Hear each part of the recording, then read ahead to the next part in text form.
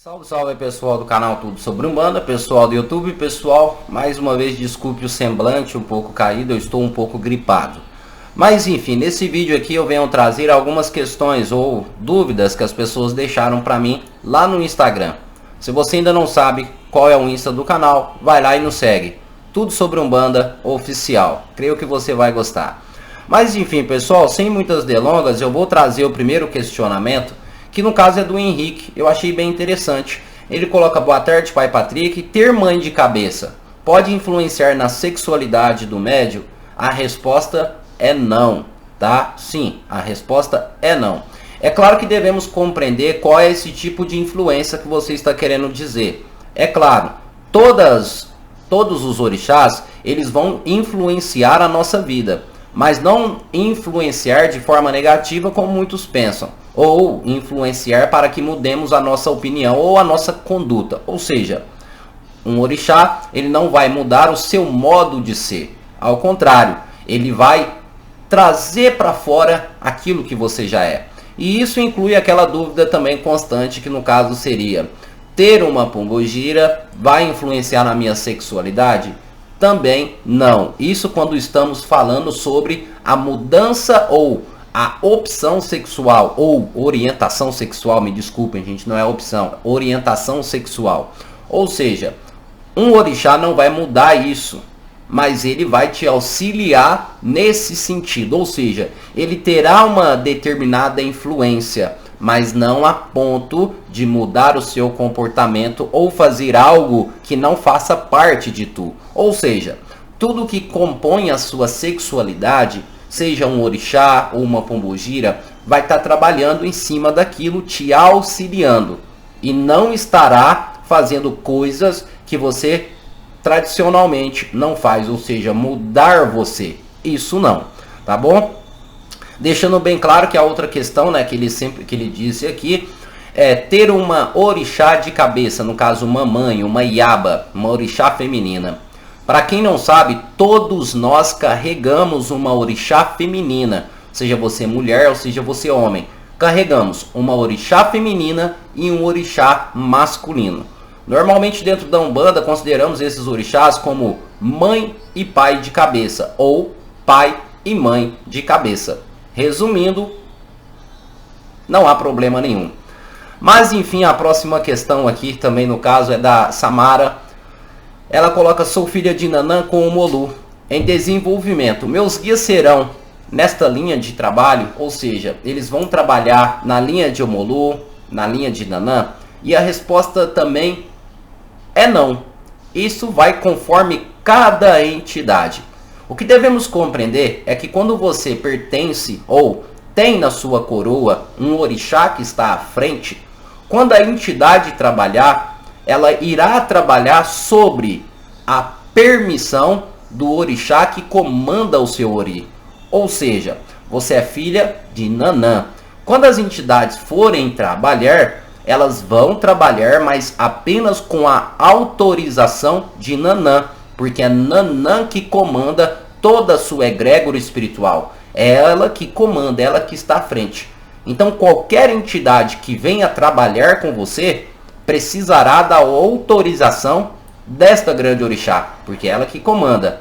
Mas é claro, você pode trabalhar com entidades diversas de várias linhas. Olha um exemplo que vamos dar. Dentro da Umbanda existem os famosos e conhecidos caboclos de Oxóssi, que no caso são os caboclos da mata ou os caboclos caçadores, como é dito. Normalmente esses caboclos são da linha de Oxóssi, ou seja, eles trabalham sobre a vibração do orixá Oxóssi. Então você sendo filha de Nanã, normalmente você não poderia trabalhar com o caboclo da linha de Oxóssi. Deu para compreender? No caso, você vai trabalhar com o caboclo de outras linhas, entidades de outras linhas. Porém, quando eles se manifestarem, eles vão trabalhar sobre a autorização da sua orixá, ou seja, apenas autorização. Tá ok? Espero que vocês tenham compreendido. E agora a gente tem a última questão, que no caso é da Giane. Em um trabalho espiritual recebi um zombeteiro. Sou um médium de incorporação? Vamos lá, se você não sabe, não compreende o que é zombeteiro, pessoal, zombeteiro é um espírito travesso, muito parecido e similar com Exu Mirim. Mas devemos que compreender que zombeteiro seria, no caso, um espírito totalmente sem doutrina e de difícil controle. Exu Mirim tem até uma característica parecida, né? Porque muitos dizem que Mirim também é uma entidade sem controle. Mas enfim, o zombeteiro ele é um egum que normalmente ele é um egum brincalhão demais. Ele não se importa muito com nada. E sim, a energia dele pode sim prejudicar ao médium. Lembrando que o zombeteiro ele é sim considerado um tipo de quiumba, ou seja, ele é considerado também um espírito obsessor. Mas enfim, eu recebi um zombeteiro. Isso quer dizer que eu seja médio de incorporação? E a resposta também é não. Por quê? Porque devemos compreender que mesmo que você não possua a mediunidade de incorporação, espíritos obsessores podem sim, de certa forma, manifestar em você. Primeiramente que espíritos obsessores como zombeteiro, eguns e quiumbas não respeitam o médium. Ou seja, mesmo que você não carregue essa mediunidade, o espírito zombeteiro ele não está preocupado com isso. A outra questão é claro, existem momentos de nossa vida que podemos estar um pouco mais sensíveis ou vulneráveis. Então, mesmo você não carregando essa mediunidade de incorporação, pode acontecer de você manifestar sim um quiumba ou um espírito obsessor. Mas é claro, compreendemos o seguinte: se eu não sou médio de incorporação, por que um zombeteiro incorporou? Por que um egum incorporou?